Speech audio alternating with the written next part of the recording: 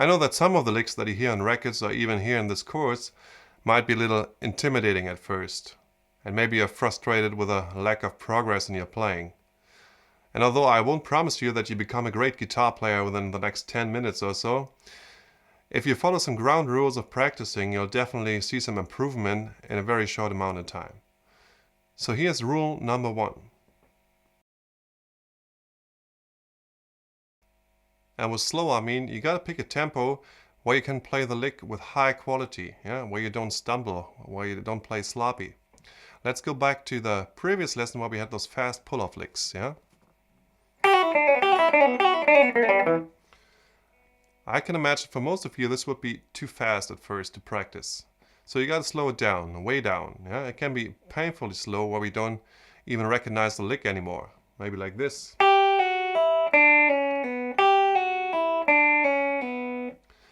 That doesn't matter. As long as you play the lick right with high quality, every note should sound the same. The pull-off notes should have the same volume as the picked ones.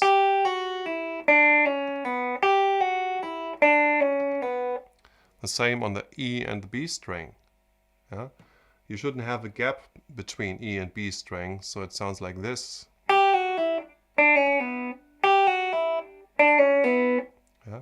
That's not what we want. We want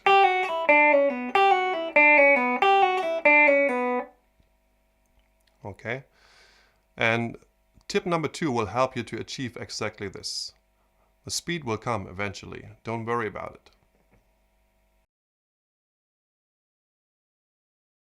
Yes, here it is, the metronome. Everybody hates it, but it really can be a great helper and the best coach that you can have.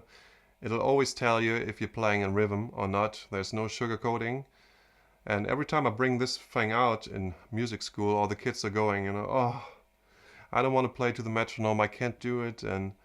But within 5 minutes, they realize how much progress they made. But it, of course, never because of the metronome, it's because they had a good day or something like this. So let's practice those pull-off licks here to the metronome. It's very slow, and you try to visualize the lick.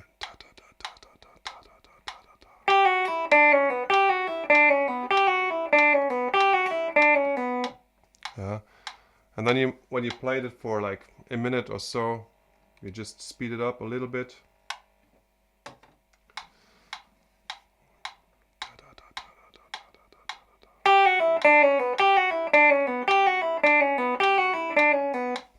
And so on. And you don't even have to use these old-fashioned mechanical metronomes anymore. There are tons of apps for your computer, your cell phone, and your tablet that you can use, and you have it with you all the time. The other option that you have is practicing to a jam track. But I think it's really necessary that you're able to change the speed of the track. So you can start very slow and then you build your way up. So here's a software that I like to recommend. It's called Transcribe. You can get it for Windows, for Mac, and for Linux. And it lets you slow down very easily the tracks, sound files, and videos as well, with not much loss in quality. You can also change the key of the song. So it's really helpful. It's not for free. It costs $39 right now, but it's worth every cent. I use it every day in music school or at home, transcribing songs or practicing. So I think it's really worth every cent. Let's have a look at the intro of Tear It Up.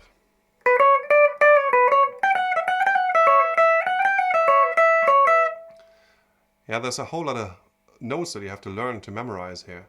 So it's best to split the whole intro up into little pieces, maybe 3 or 4 notes at a time. It can be like that. And then you repeat them over and over until you know them by heart, and then you add some more notes.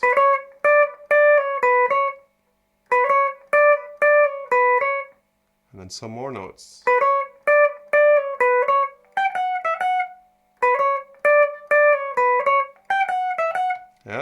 You get the picture. It's like learning the lyrics to a song. You don't start with the first word, then read all the way till the end, going back to the top, to the end, and trying to memorize the lyrics that way. It wouldn't be wise. You probably take the first line, you read it over and over until you know it, then you add the second line, and eventually you'll have the first verse. And that's the same approach that you need for learning a guitar lick. And I really can't stress that enough. Very often students will start at a slow speed, like this.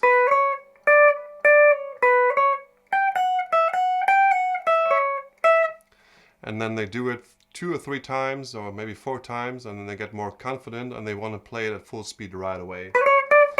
And then they stumble, they get nervous, and they try to play it even faster, and of course that doesn't work at all. So you gotta know your boundaries and gotta know your limits. You can push your limits, but slowly. And once again, the metronome will help us. What I usually do is I start at a slow speed, of course, and try to play the lick 5 times in a row without a mistake. And if I did that, I changed the speed by 2 steps here on the metronome. So let's do that. I start at 100 BPM here. 1, 2, 3.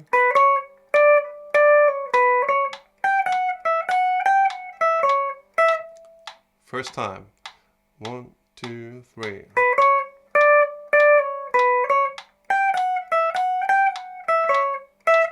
Second time. 1, 2, 3. Now I made a mistake. Back to 0. And 1, 2, 3.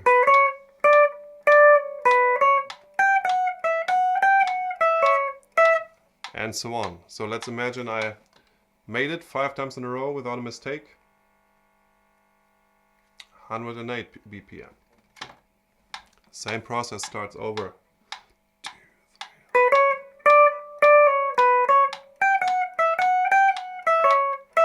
3. And I do that until I reach the final tempo, the speed that is desired. It can take an hour or 2, a day, a week, months, whatever it takes. There's no shortcut to it. It can be a lengthy process, but that's the way to do it.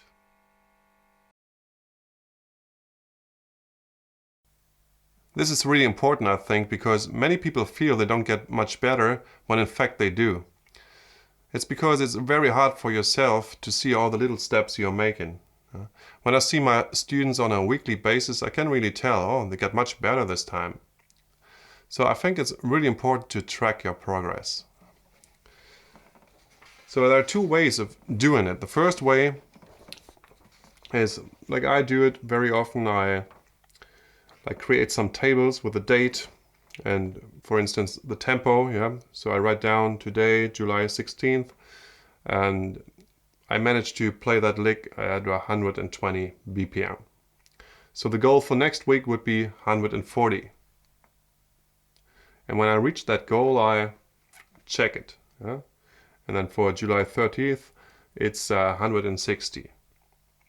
So if I reach that, I check it again and I set a new goal. And it doesn't have to be the tempo. It can be, like for instance, I managed to play 2 bars of that lick. And for next week, I try to play bars 3 and 4, something like that. So this is one way of tracking your progress. Another good way is to record yourself. It can be video or audio. Just use your cell phone and record yourself at the beginning when you learn something new, and then maybe a week after or 2 weeks after, and then you listen to it back maybe half a year later, and then you can really tell if you progressed or not. But usually you can really hear some improvement. So it's very important to motivate yourself that you track your progress. It's pretty obvious that it's better to practice like 5 times a week, let's say 20 to 30 minutes a day, than just practicing 1 day of the week for 3 hours. But here's a good tip, I think, that'll help you for your practice routine. You should have your guitar always somewhere in your apartment or your house where you see it all the time. Don't have it laying around in a case somewhere hidden. That's usually the beginning of the end. When I started to play guitar at the age of 16, I had a small room. Of course, that helped. I saw my guitar all the time. But I usually had it next to my bed. Yeah? And I woke up, grabbed my guitar, played something, and then I would get up and have breakfast and so on.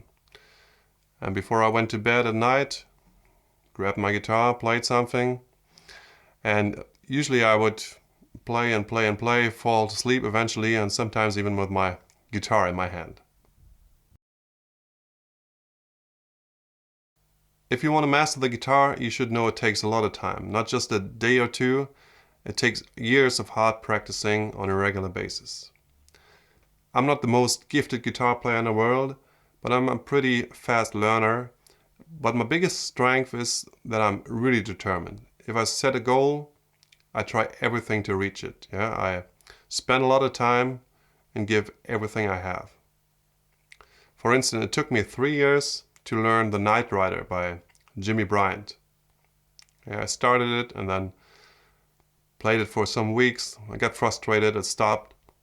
After a few days, I started again, played a few weeks, got frustrated again, and so on. And after 3 years, I nailed it. But I gotta be honest, there are also some cases where I failed. I practiced the first solo from Rock Around the Clock for at least 3 months, like 3 to 4 hours straight, just the solo, nothing else.